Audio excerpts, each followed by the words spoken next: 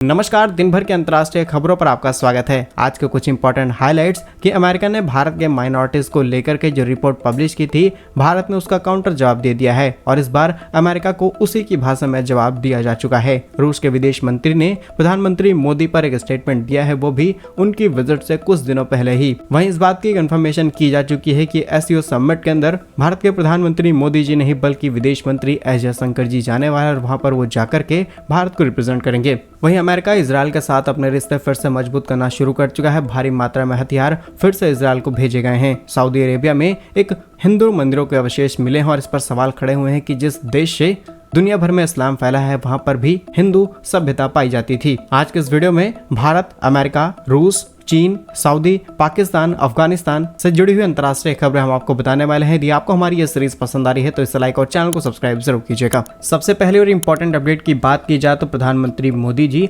Kazakhstan में होने वाली एससीओ समिट में पार्टिसिपेट नहीं करेंगे, बल्कि उनकी जगह भारत के विदेश मंत्री एस जयशंकर जी जाकर के भारत को रिप्रेजेंट करने वाले हैं। वैसे तो इसके पीछे कारण ये बताया गया है कि देश के अंदर शुरू हुए संसद सत्र के कारण पीएम मोदी इसे अटेंड नहीं करेंगे, लेकिन इसके पीछे असली कारण चीन है। असल में 3 से 4 जुलाई को होने वाले इस समिट में पीएम मोदी का जाना पूरी तरीके से फिक्स था। इसकी कंफर्मेशन ऑलरेडी भारत की तरफ से की जा चुकी थी। भारत की सुरक्षा टीमों ने कजाकिस्तान का दौरा किया। सभी चीजें क्लियर करने के बाद अब भारत ने अपने इस फैसले को बदल दिया है। अगर पहले कारण की बात की जाए तो देश के अंदर संसद सत्र शुरू हो चुका है। 24 जून से 3 जुलाई तक चलने वाले इस सत्र के दौरान अध्यक्ष चुनाव, राष्ट्रपति के संबोधन, धन्यवाद प्रस्ताव और कई इंपॉर्टेंट डिसीजंस लिए जाने हैं। इसी कारण से पीएम मोदी ने इसे स्किप कर दिया है, लेकिन इसके पीछे एक और कारण बताया गया है। कारण है भारत और चीन के बीच बढ़ रहा तनाव। आपको याद होगा गलवान घटना के बाद पीएम मोदी और चीन के राष्ट्रपति शी जिनपिंग ने आज तक कोई भी द्विपक्षीय बैठक नहीं की है। हालांकि इंडोनेशिया में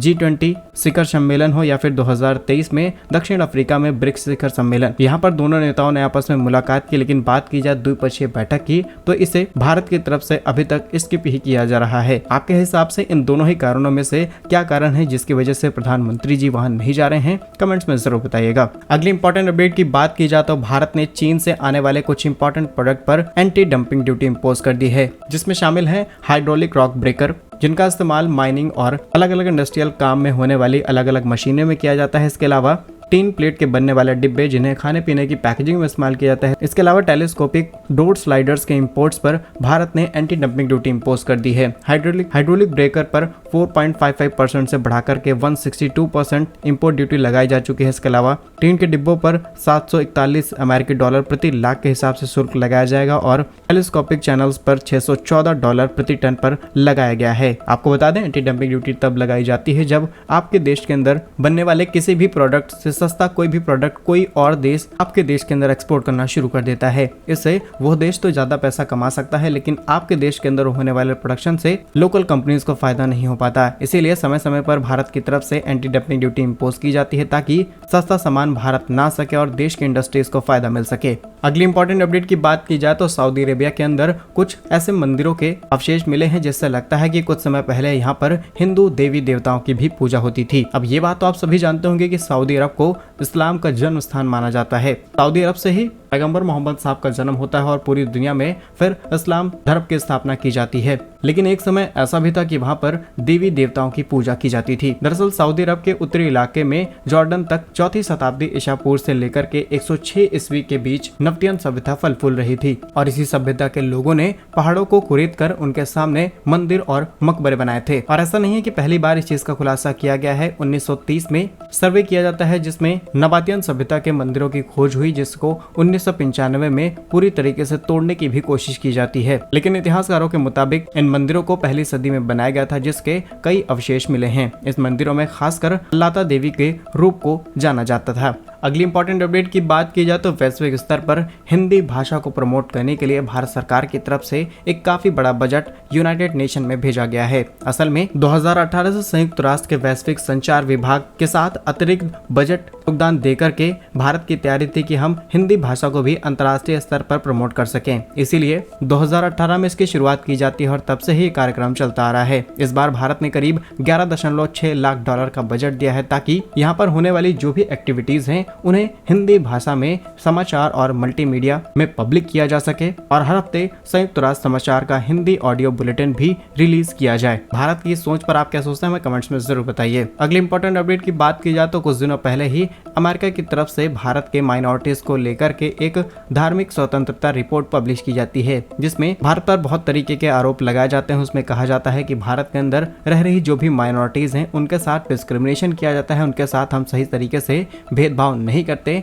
गवर्नमेंट ऑफ इंडिया के कुछ पर्टिकुलर स्टेट्स में पुलिस को बहुत ज्यादा पावर दी जा चुकी है, जिससे वो माइनॉरिटीज के घर गिराते हैं, पब्लिक प्लेसेस पर उन्हें सही तरीके से रिस्पेक्ट नहीं मिलती और तमाम इस तरीके के एलिगेशंस भारत के ऊपर लगाए गए थे। इसके अलावा बताया गया कि भारत के 28 में से 10 राज्यों में सभी धर्मों के धर्मांतर पर प्रतिबंध लगाने वाले कानून हैं और ऐसी तमाम टिप्पणियां भारत के ऊपर की गई थी। लेकिन इसी चीज को काउंटर करते हुए विदेश मंत्रालय के प्रवक्ता रणदीप जायसवाल ने कहा कि हमने अमेरिका के विदेश विभाग द्वारा पब्लिश की गई 2023 के अंतर्राष्ट्रीय धार्मिक स्वतंत्रता रिपोर्ट को पूरी तरीके से पढ़ा है, जिसमें पूरी तरीके से पक्षपात दिखता है। अमेरिका में इस समय चुनाव का माहौल है और अमेरिका किसी भी कीमत पर या फिर कहें वहाँ की जो अलग अलग पार्टीज हैं वो वोट बटोरने की कोशिश में है। साथ ही उन्होंने तंज कसते हुए कहा है कि भारत के सामाजिक ताने बाने की समझ भारत को बहुत अच्छे से है और अमेरिका को शायद इसे समझने में कई साल लग जाएं। हम किस तरीके से अभी तक रहते हैं और भारत का एक लंबा इतिहास रहा है, हम समय समय पर एक दूसरे के साथ खड़े रहे हैं और आज भी ये देश उसी तरीके से चल रहा है। तो अचानक से ऐसे डिस्क्रिमिनेशन की बात आखिर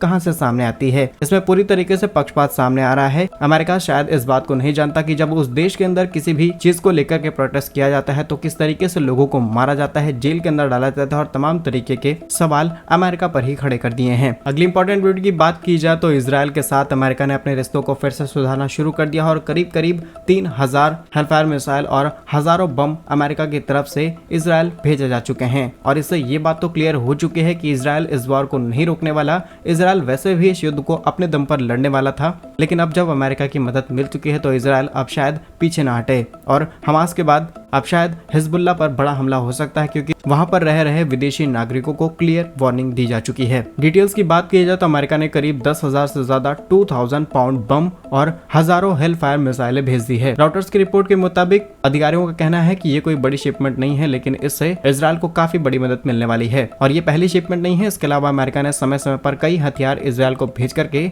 इजराइल की मदद की है। लेकिन ये खबर एक ऐसे समय में सामने निकल के आई है जब अमेरिका ने क्लियरली इजराइल को बोल दिया था कि अब हम आपकी मदद नहीं करने वाले हैं। ऑलरेडी हथियारों की सप्लाई रोकी जा चुकी थी, लेकिन फिर से इसे कंटिन्यू किया गया है। अगली इंपॉर्टेंट अपडेट की बात की जाए तो रूस के विदेश मंत्री लावरोव ने भारत के प्रधानमंत्री मोदी जी पर एक स्टेटमेंट दिया है और कहा गया है कि पीएम मोदी की यात्रा कितनी ज्यादा इंपॉर्टेंट है भारत और रूस दोनों के लिए, और सिर्फ भारत रूस के नहीं बल्कि ये ग्लोबल जियोपॉलिटिक्स में कई बड़े चेंजेस ला सकती है। असल में रूस के अंदर हो रही एक प्रेस कॉन्फ्रेंस के जरिए रूस के विदेश मंत्री से सवाल पूछा गया कि प्रधानमंत्री मोदी जी करीब 8 जुलाई को मास्को आ रहे हैं, इस पर आप क्या सोचते हैं? तब उन्होंने कहा कि प्रधानमंत्री मोदी जी की ये यात्रा दोनों ही देशों के लिए बहुत ही ज्यादा महत्वपूर्ण है और भारत हमारे प्राथमिकता वाले देशों में शामिल है। पीएम मोदी की यहाँ आते ही कुछ इंपॉर्टेंट डिफेंस पैक्ट्स की साझेदारी और किस तरीके से आगे चल के दोनों ही देश संयुक्त कार्य कर सकते हैं, कैसे हम दोनों ही देश आपस में बायलैटरल ट्रेड्स बढ़ा सकते हैं, वो भी लोकल करेंसीज का इस्तेमाल करते हैं और करीब करीब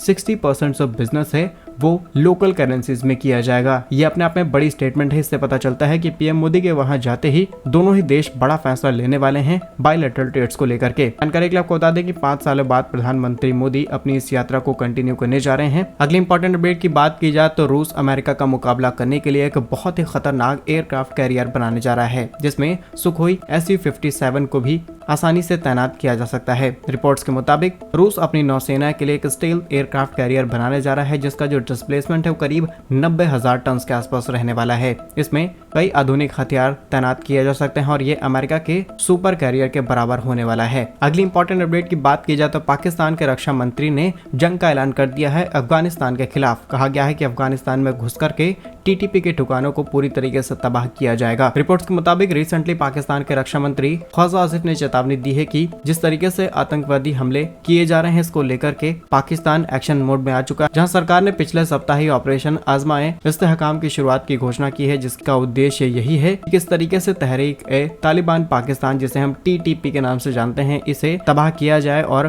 चरमपंथियों के जो ठिकाने हैं उन्हें किस तरीके से बर्बाद किया जाएगा। लेकिन इस पर तालिबान का भी स्टेटमेंट आ चुका है। उनका कहना है कि अगर इससे तालिबान को नुकसान हुआ तो इससे पाकिस्तान को बुरे नतीजे भुगतने पड़ सकते हैं। दोनों ही देशों के बीच में एक छोटा सा कॉन्फ्लिक्ट शुरू हो चुका है, ये आगे चल के बड़ा रूप भी ले सकता है। क्या कुछ कहना है सभी अंतर्राष्ट्रीय खबरों पर हमें कमेंट में जरूर बताइए। यदि आपको हमारी ये सीरीज पसंद आ रही है तो इसे लाइक और चैनल को सब्सक्राइब जरूर कीजिए। वंदे मातरम, भारत माता की जय।